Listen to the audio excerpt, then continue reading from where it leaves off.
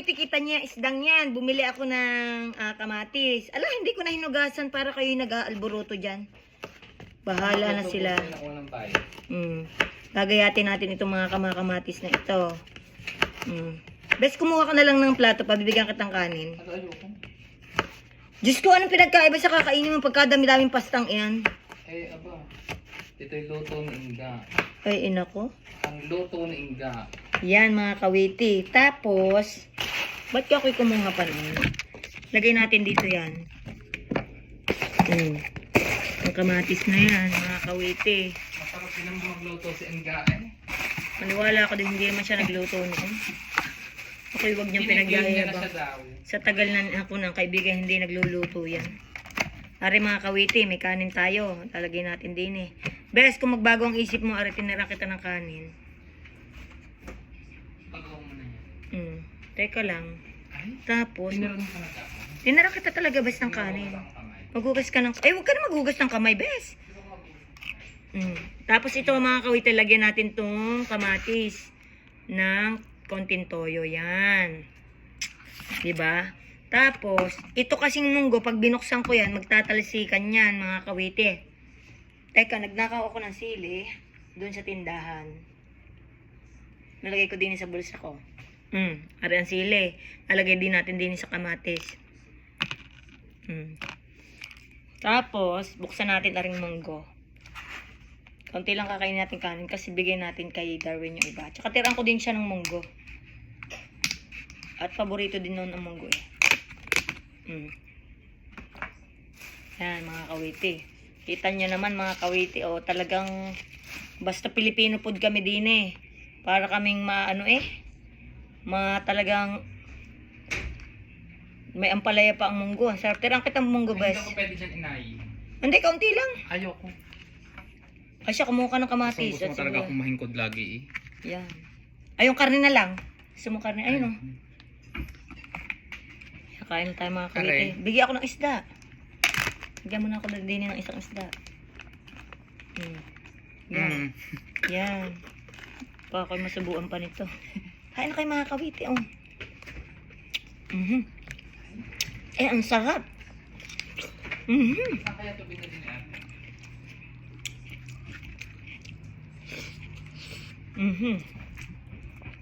Mga kawiti. Ang sili. Oh, yeah. I-shoutout mo ang aking friend na si Jerome. Jerome. Pagpasensyahan mo na si Darwin kung ayaw kumain ng kapias. Hindi talaga niya bet. Tayo na lang. Sarap ng kain ko. Ang laking di arpelyo sa iyo eh. Hindi mo ito tinapa eh. Ano gayam? Hindi pa siya talagang tinapa. Maalat din ano? Pero ang sarap. Sige. Sarap. Nakakawit ka. Kita niyo mga reply ko sa mga basher ko, ano? I love you to lang eh, no?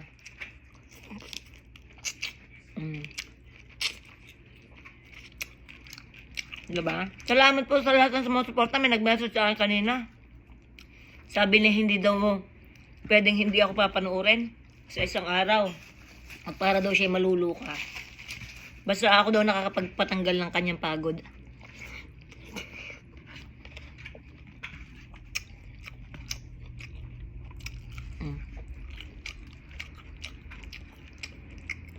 Kung bakit tayo nakakatulong, ano?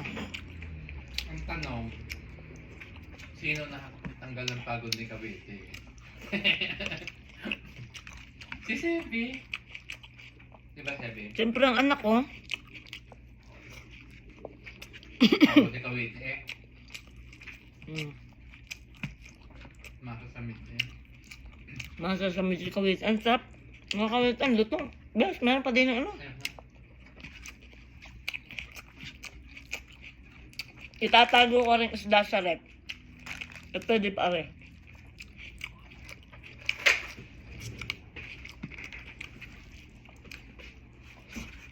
Mm. Kami magkasama niyan sa gym kagabi eh. Ano ginawa natin? Kami, ay may nakita kami doon napakagwapong lalaki. Akala ko ng katawan. Pagkakalaki ng katawan, mga kawito talagang kahit sino ay may in love sa taong yun. Okay. Sobra kapogi. Ganda ng katawan, ang ganda ng ngiti, ang tangos ng ilong. Talagang kung ikaw ay babae, talagang Laglag panty ka. laglag pantikat baka ikaw ay managinip. Abadi kami. Aba, ay may May nilapitan. May nilapitan. Ay pagkakagwapo din lalaking maliit. Ay di kami habang kami nagbubuhat.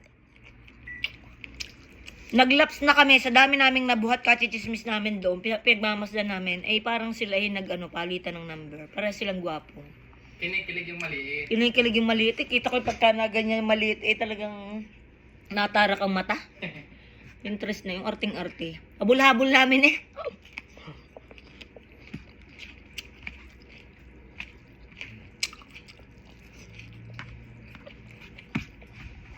Umalis kami bigo.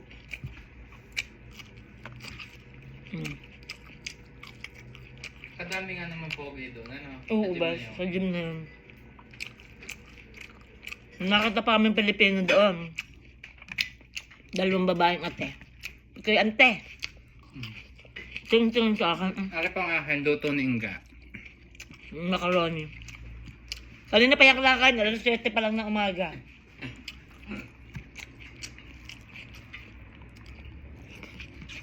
Mm.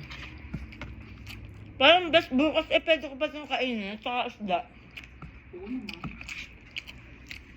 Tatakpan ko. Para kanin na lang ang bibilhin ko. May rice cooker ka na ga? Wala. Isa yun sa mga iregalo mo sa akin. Ayun. Ang dami niyang request na pang-regalo. Iba-iba eh. Ay, dadalhin ko na pala siyang kalal. Yes. At baka naggagayit-gayit ka na dun eh.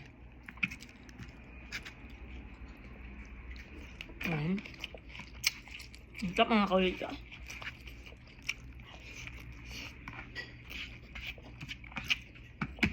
Living room na makalat sa bahay ko. Ah. Sarap ng usdang ari. Iuulang ko ulit mga kawit eh. Parang lagid dyan yun. Hindi siya ganun go. Ganun ba? Lagid nga. Matinik eh. Mhm. Hindi naman, mas matinik ang tamban din eh. Hindi ako tamban. Alam ko ang Ang tamban. ginagawa talagang pinapaitamban. Saka hawo at tamban yun.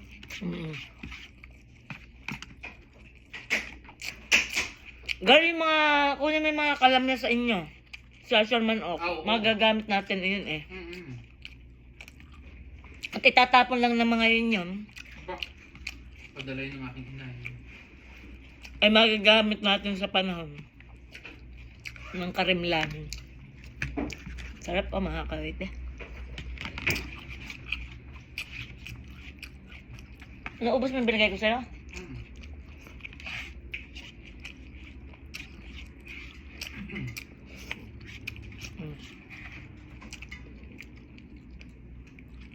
Tapos ang hapunan namin mamaya, magkaklase din kami ni Darwin.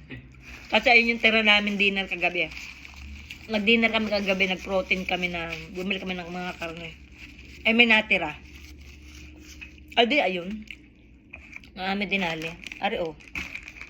Tatabi ko ari bukas, kakainin ko uli ari.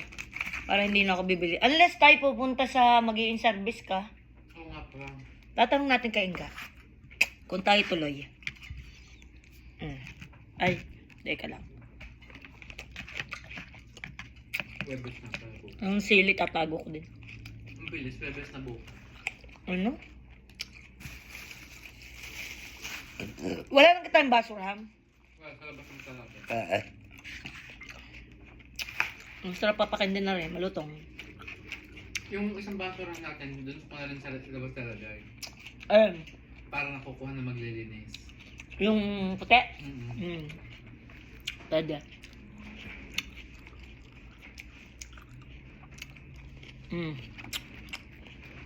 Kompleto na ulit kami dito sa office. Nandito na ulit sa Rani. Tapos nagpunta na rin si Inga. Mga 10 minutes lang siya. Tapos mga kuwit ka. Diyan na kayo. Diyan na kayo. Tulog lang. Talagang pwede na din magkusina. May mga kutsilyo na kami din no. Diyan na kayo. I love you all. Bye-bye.